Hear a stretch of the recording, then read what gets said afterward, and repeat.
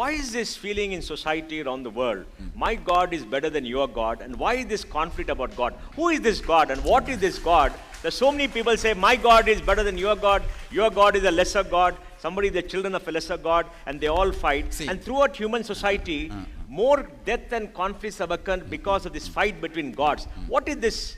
What is this God? End of the day, to tell you honestly, my God is the supreme is nothing but saying, I am supreme. I am supreme. See, our So own God is an ego, we alibi. project it on God. God is an alibi. God is just our projection. What we want to tell the world. It will be too obvious if we tell directly, I am superior. Then immediately will come for a war.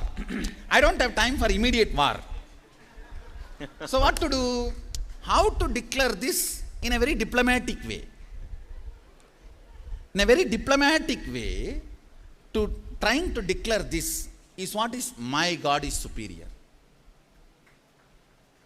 The whole, if you analyze thoroughly the whole Hindu tradition, the beauty is the whole, whether it's Upanishads, Shaivism, Vaishnavism, or the Sakta, or Ganavatya, all the Sampradayas and Paramparas, they give importance to Ishtanishta, means your God is the ultimate, and from that all the energies come out, but you do not have any right to disturb somebody else's feeling. Their Ishta is the highest. Oh. The Ishtanishta is never allowed to become fanaticism.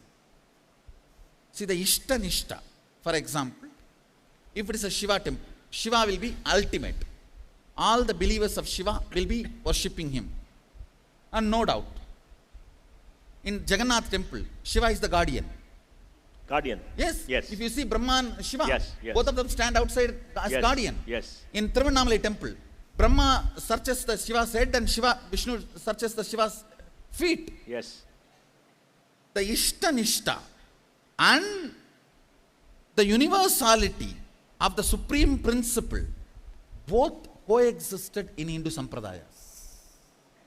If you see, our Ishtanishta was never allowed to become fanaticism. If I go into more details and Shastra Pramanas, it is very clearly declared, you have all the right to see your Ishta as the source of all the gods and goddesses, but you do not have a right to put this as a ultimate truth on others. On others. So It it's is very very clear. individualistic. It is not, we call it subjective truth. Subjective truth. It's a truth for the subject. It's a subjective truth. And ultimately, all Sampradayas, including Shaiva, Vaishnava, Shakta, all Sampradayas agree, divine is beyond any forms. It is for our devotion, he assumes the form. Like a water has no solid form, but when the cool breeze happens on the water, it takes a shape of ice. Yes. So our devotion gives this form. Behind this, the source has no form. Has no form. Source is beyond form. Our devotion gives this form. Even the greatest devotee knows the form with which he is worshipping will lose its form when he loses his form. Oh. See, as long as I have this form, I need a form. So I relate with it. At one point, both the forms will merge into the source. We call this Jnanavarishta Bhakti. If you see, even a common villager in Hindu tradition will have this Jnanavarishta Bhakti. If you see this, you will see in his house many gods in his puja room.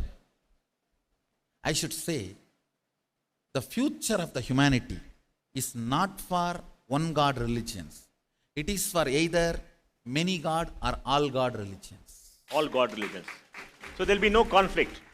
Not only there can be no conflict, there can be even understandings, higher understandings evolving. not only no conflict, there is something called higher understandings. Means each of the God is infinitely powerful, potential, and this infinity is not bound by only one. Infinite infinities. Infinite infinities.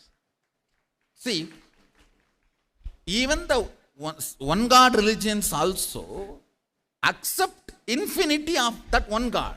Yes. Infinity of the one God is a mentally retarded theory. How can infinity be only one? Infinity cannot be one.